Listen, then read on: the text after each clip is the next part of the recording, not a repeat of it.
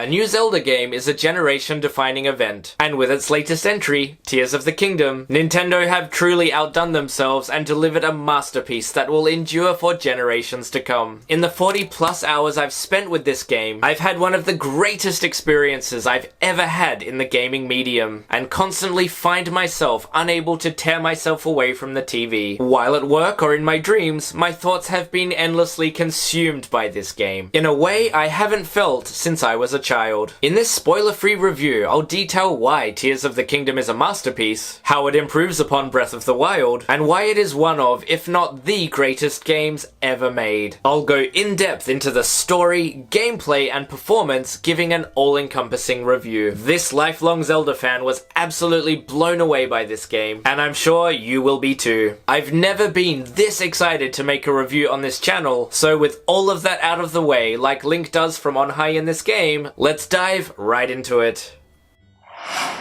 Following the defeat of Calamity Ganon at the end of Breath of the Wild, Hyrule is at peace and has started to rebuild. When investigating the sudden appearance of malevolent red mist in the underground depths far below Hyrule Castle, Link and Zelda's presence awakens the remains of an ancient evil. Its sudden attack separates Zelda from Link, and Link is gravely wounded in the process, losing his arm. Waking up sometime later to find islands floating in the sky, chasms in the earth, and a new powered-up arm attached, it's up to Link to reunite with Zelda, discover the mysteries of the Zonai and their powerful technology, and banish the resurrected ancient evil from Hyrule for good. And that's basically just the first 10 minutes of the game. To share more of the story here would do a major disservice to first-time players of the game. One of the many joys Tears offers is its compelling storyline. Major story beats are out there in Hyrule for you to discover, and what's fun is that you'll get pieces of the story in the order you happen to play in, as every player will have their own unique journey through Hyrule, and everyone will experience the events of the story in a different order. But thanks to the meticulously detailed narrative and stellar writing, it's never confusing or overwhelming, only rewarding. As for the narrative itself, it's a far more compelling one than the one found in Breath of the Wild. Its stakes are higher, as is the quality of writing and cutscene direction. Furthermore, it's a treat for longtime Zelda fans, as it tips its hat at the franchise's long history more than Breath ever did. Fans of Ocarina of Time and the Wind Waker in particular will scream in nostalgic delight on more than one occasion. And perhaps the biggest glow-up in storytelling of all is its use of characters. While Link remains his usual silent self, Zelda carries the story on her back, having a much bigger role than in Breath. Her role in the story is a surprising one and provides the emotional backbone of the game. Her character work here is some of the best in the entire Zelda series, and this iteration of Princess Zelda will go down as one of, if not the, best. The 4 inheritors of each race, Sidon, Yunobo, Riju, and Tabor are back, although Tabor is sidelined to make way for his son, Tulin. These 4 characters also have important subplots that flesh out the world and lore and provide their own emotional beats to the story. Sidon was a fan favorite in Breath, and his fans will not be disappointed by his poignant arc in Tears. And just about every other supporting character from Breath is back in some capacity, and it's fun catching up with them to see how they've grown in the years between the 2 games, and seeing their expanded roles in the story this time around. I've spoken a lot about how this story directly follows on from Breath of the Wild. This could be the only downside to players. While the main story of Tears does stand directly apart from Breath, players who have not played Breath will not feel as rewarded from the character moments. This is the trade-off of making a direct sequel to a beloved game, incredibly rewarding for those who played the previous installment, but completely lost on new players. Still, I can't think of many people who would start with Tears and not Breath. So, how does it play?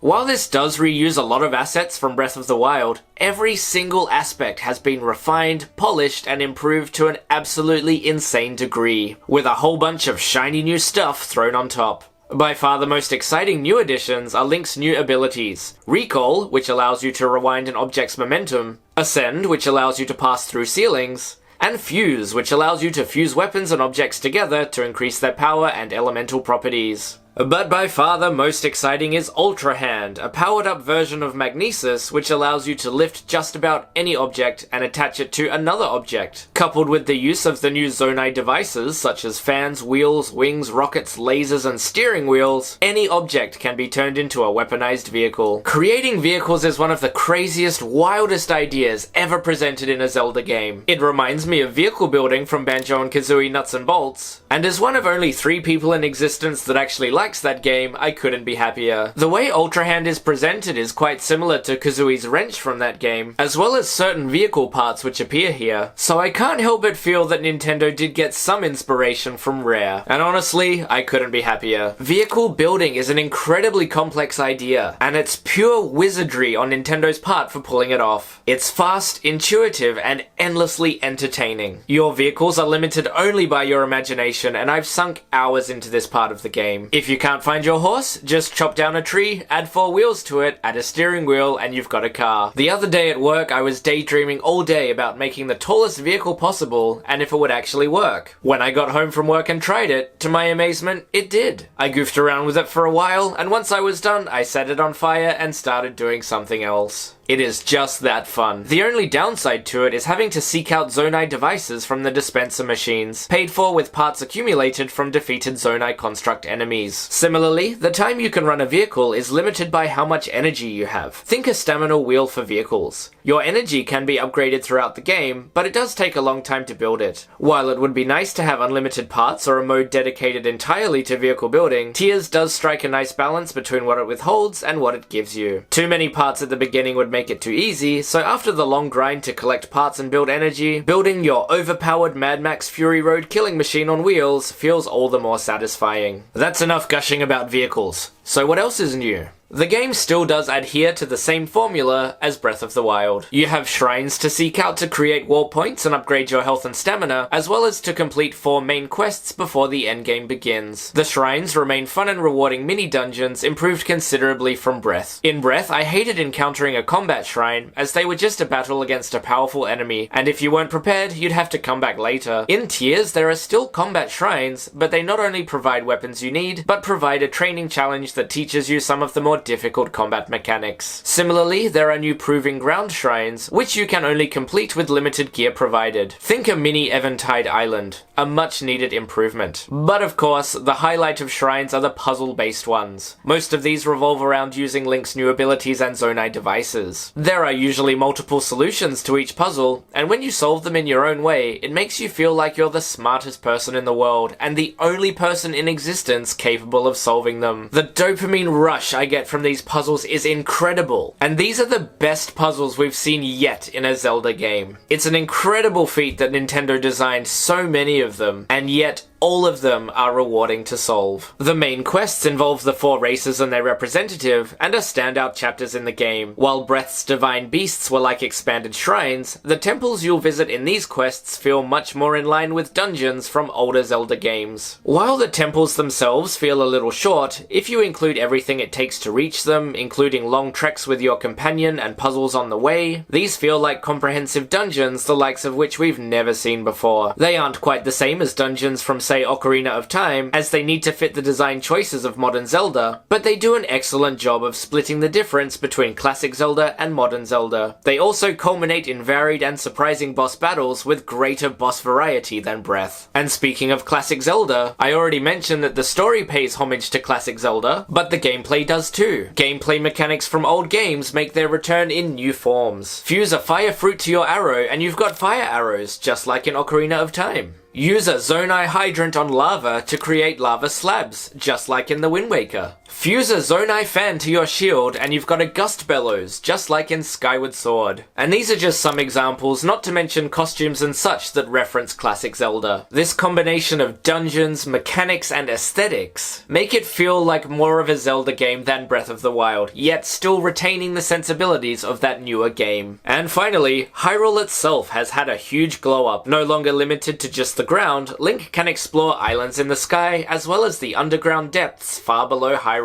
The contrast of sky and underground is a curious one. Exploring the sky feels hilarious, flying around and making use of the Zonai devices you find up there, while the dark depths are filled with powerful monsters and the dreadful red substance, gloom. Any touch of gloom on the ground or an attack by a gloom-infused monster will cause one of your hearts to break, meaning you can't recover your health until you head outside or into a pool of light. Furthermore, there are no ingredients ingredients to be found here, meaning you can only recover with what you've prepared before going in. My first time going into the depths felt absolutely terrifying, diving into the red hole in the ground, landing in pitch black darkness. You'll need to prepare well before going down there. While it feels like a difficult chore at first, exploring the depths using vehicles and fused weapons is another highlight of the game, as you'll feel like a powerful badass once you start taking down powerful enemies. There's a lot of cool stuff down there, but be prepared to work for it. As for ground level Hyrule, a bunch of new cave systems and underground wells have opened up, giving even more areas to explore. Also, every key location from Breath is back, but each one has a new twist. For example, a particular village is now suddenly surrounded by ring-shaped ruins that fell from the sky. Factor in other new structures that have appeared, as well as new shrines and towers in different locations, it almost feels like an entirely new region. Coupled with sky islands in the depths, there's so much more here than in Breath. While there's a sense of familiarity revisiting the same Hyrule, there's more than enough new places to explore to justify this being a new game. While preserving the topography and assets of Breath, Tears is certainly not an overpriced DLC. And holding Tears together is its incredible physics engine. A highlight of Breath made even more complex by the introduction of vehicles. As someone who knows next to nothing about programming, I'm amazed at how they managed to pull such a complicated engine off, and it is truly one that only Nintendo could do. It is the culmination of decades worth of game development. Not only is the engine of Breath here, I can see elements of other Nintendo games that feed into it. Without spoiling it, I could see elements from Super Mario's Sunshine and Galaxy, as well as the Splatoon trilogy. Despite being an open world game to rival those from Western developers, it still contains that quintessential Nintendo spirit, which prioritizes fun over realism. To conclude the gameplay section, Tears improves upon the already perfect gameplay of Breath, while feeling both familiar and new at the same time. Simply exploring the world at your own pace, following your curiosity from place to place never gets old and provides hundreds upon hundreds of hours of endlessly entertaining gameplay. Music has always been a highlight of Zelda games, and Tears is no exception. Music from Breath is back, with familiar themes given a new twist to match the twist of their accompanying environments. The use of traditional Chinese and Japanese instruments on the soundtrack is a welcome one, and I give credit to whoever was playing the Chinese eru or the Japanese tsugaru shamisen, absolutely shredding those difficult instruments and giving Tears a unique flavor unlike any other game out there. The only real negative aspects I can find are, as you probably guessed this far into the Switch's lifespan, its performance issues. The frame rate is consistent at most times, but it stutters in places. Particularly when using Ultra Hand to construct vehicles, the frame rate dips considerably, as it does during battles in Rain 2. And it does happen at a lot of random moments, particularly when there's a lot of information or action taking place on screen. Nintendo did their best to push the Switch to its limits, but their ambition outweighs the capabilities of their underpowered console. Fortunately, the game never crashed on me, nor did I fail any battle thanks to bad performance. It's distracting and disappointing at times, but it certainly doesn't ruin the overall experience. It is certainly nowhere near as bad as Pokemon Scarlet and Violet, in which ugly environments in that game were made worse by glitches and performance issues. Tears has beautifully detailed environments, save for some water textures here and there, and frame rate for the most part is fine. You might think a full-priced game with stylized anime graphics is not as good value as something like Horizon Forbidden West, which features more detailed environments and photorealistic mocapped actors. I'm of the opinion that anime graphics are just fine, as long as the gameplay is fun. And Tears is just that. Incredibly fun, and its stylized anime graphics suit it perfectly. It is a Nintendo game, after all. To wrap this up, The Legend of Zelda Tears of the Kingdom is easily the best game of this year by far, and to me, one of, if not the best game ever made. I'm quite the discerning critic, so this is not something I say lightly. Compelling and emotional story, satisfying puzzles, endlessly creative crafting mechanics, and exciting combat held together by a boundary-pushing physics engine combined to create an outstanding adventure, entirely driven by the player's curiosity and creativity. Infinitely satisfying, players can expect to sink hundreds of hours into this quest. As a follow-up to a near-perfect game, Nintendo have achieved the impossible, making a direct sequel that feels as fun, fresh, and perfect as the original. Back-to-back masterpieces is a near impossibility across all forms of media, so Tears of the Kingdom is an exceptionally rare accomplishment. More fondly embracing tracing the legacy of the Zelda series than its predecessor, Tears is the best and purest Zelda game yet, and solidifies its status as one of gaming's greatest franchises. As a child, like you I'm sure, I always imagined a game with a huge world where you could run around and do whatever you wanted on a quest against evil. This is that game. This is the culmination of everything an adventure game can be, and stands as Nintendo's magnum opus after 40 plus years of game development. Something like this could only come from Nintendo, and despite the aging Switch's lack of power, it is an absolute must-play for all gamers. The Legend of Zelda Tears of the Kingdom is an absolute masterpiece of the gaming medium. If I still haven't convinced you to play it, I don't know what will. Please tell me in the comments what's stopping you. And if you have played it, please tell me your thoughts in the comments section too. And if you're interested in real-life open-world adventures, check out my other channel, Open World Japan, where I take you on adventures across Japan itself. And for more gaming reviews and discussions, like this video and subscribe to this channel. I may do a follow-up video for Tears of the Kingdom in a few weeks, so look forward to it. So, thanks for listening to me ramble, and I'm off to play more Zelda. I'll see you next time.